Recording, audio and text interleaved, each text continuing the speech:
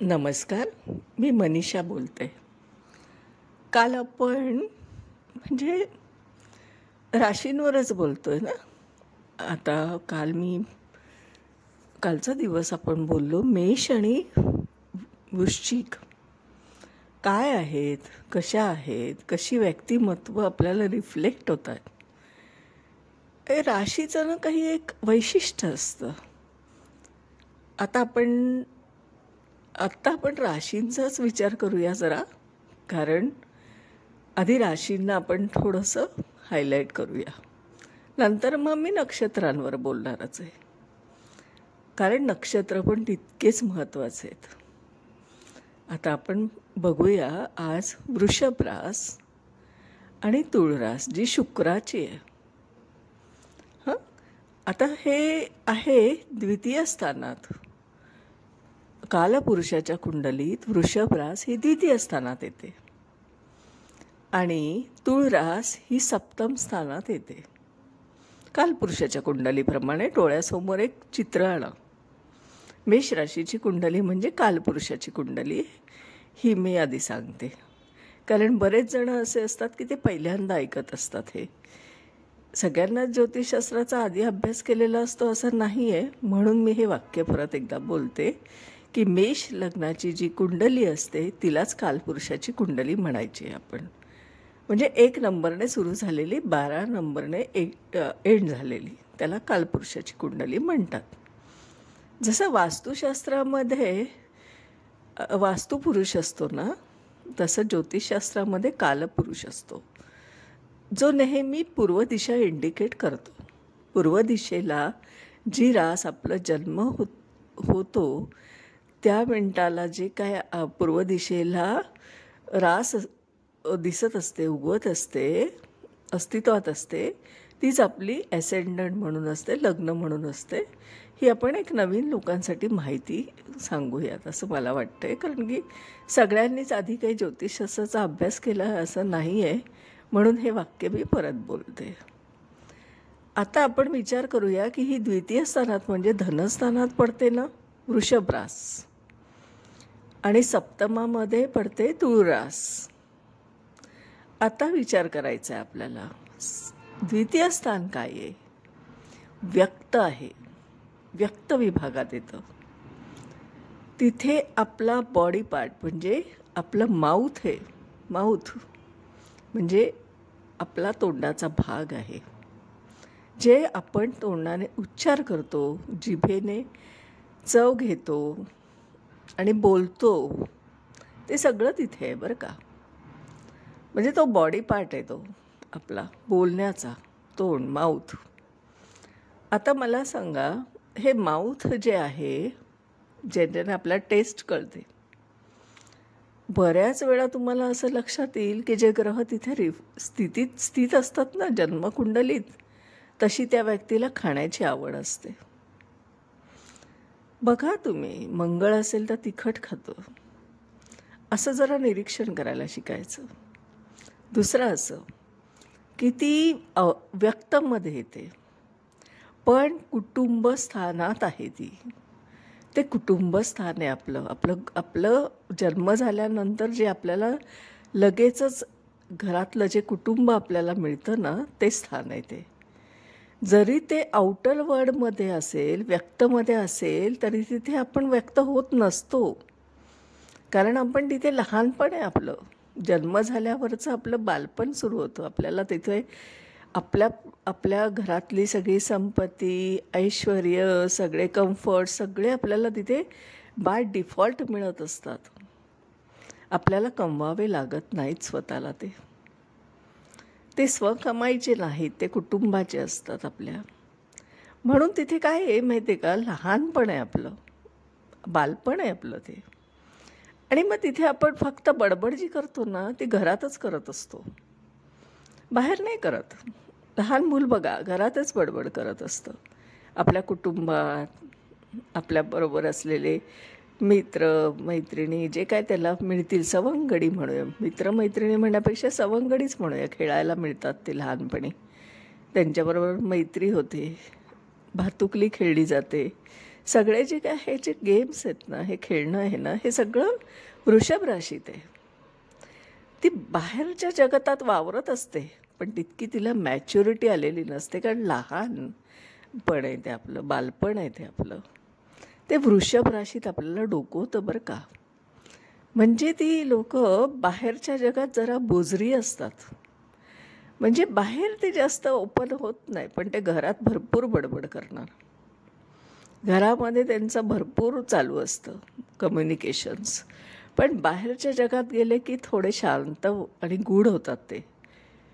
त्यांना रिॲक्ट व्हायला आवडत नाही जास्त बाहेरच्या जगात. आणि शुक्राची रास आहे. शुक्र म्हणजे काय आहे, सगळं कम्फर्ट आहे. आणि खरंच मिळतं की नाही आपल्याला कुटुंबामध्ये, ते काय आपल्याला कमवायला चाललं लागतं का?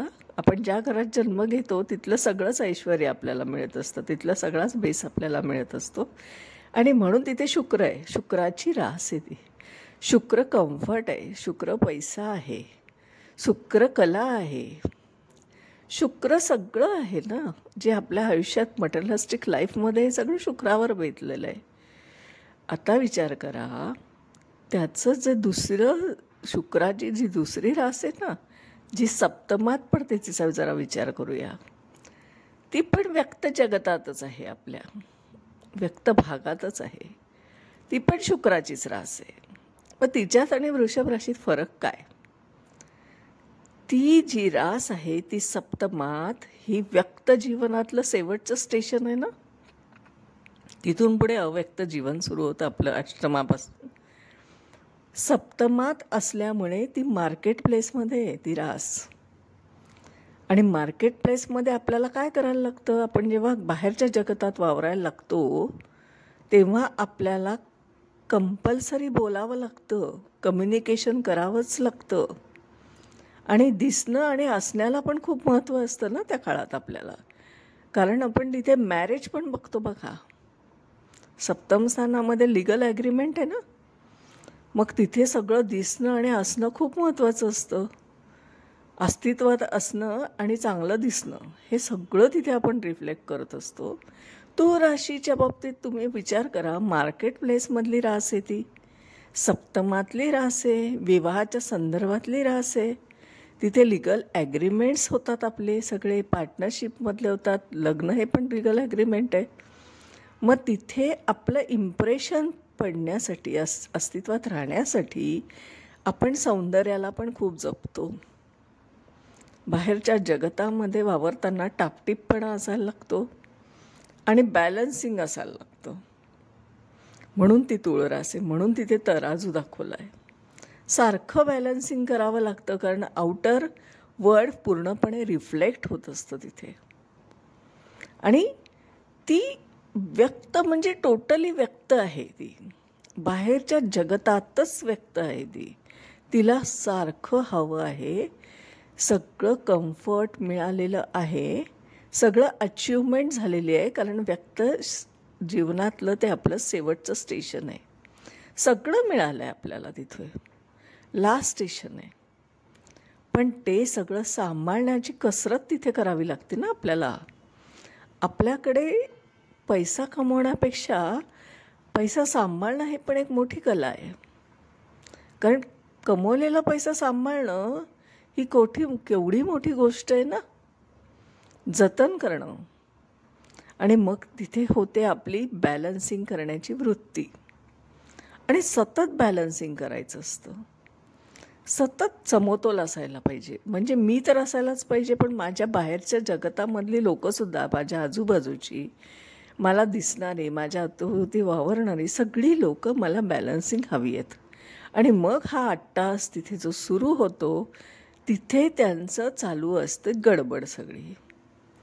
सगळं परफेक्ट करायचं असतं आपल्या म्हणण्याप्रमाणे. आणि बाहेरचं जगत आहे ते मार्केट प्लेस आहे. सगळा हा जो 8 तास आहे ना, तो तिथे, कारण आपली पूर्ण वाढ झालेली आहे तिथे.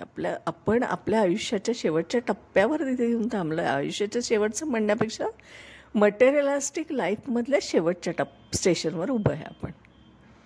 सगळं अचीव झालं आहे ना, शिक्षण मिळालं आहे, लग्नही झालं आहे, मुलं बाळही झाले आहेत, प्रॉपर्टीज झाली आहेत, घर मिळालं आहे, दार मिळालं आहे, सगळं झालं आहे.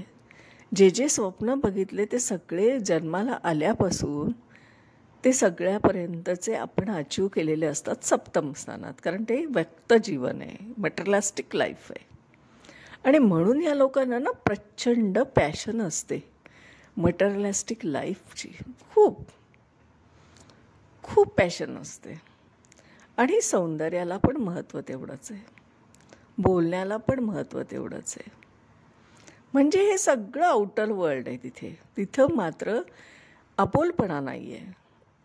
अबोलपणा कुठे आहे? तर वृषभ राशीत आहे.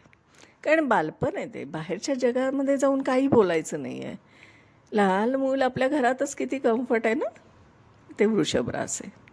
आणि जेव्हा ते मूल पूर्ण वाढवतं आणि बाहेरच्या जगतात वावरतं तेव्हा ती तुळ रास असते.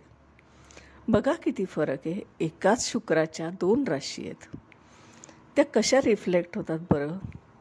तुळ राशीमध्ये तुम्हाला जे काही गुण आढळतील ना ते वृषभमध्ये आढळणार नाहीत, आणि वृषभमध्ये असलेले तुळ राशीत आढळणार नाहीत. वृषभ रास ही काय आहे? तर आपल्या वडिलोपार्जित लोकांची सगळी संपत्ती आहे तिथे. आणि तुळ राशीत काय आहे? स्वयंसंपादित सगळं आहे, जे मी सगळं स्वतः निर्मिती केलेली आहे.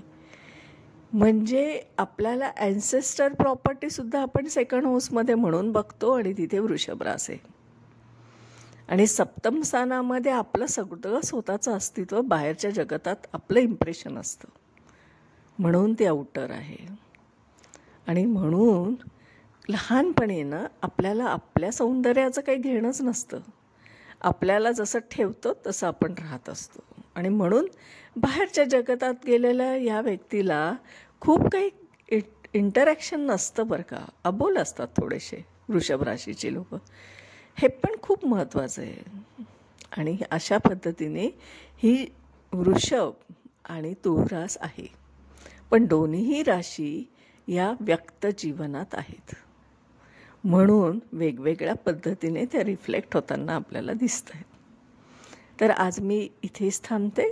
उद्या परत भेटूया नवीन राशीला ओळख करून.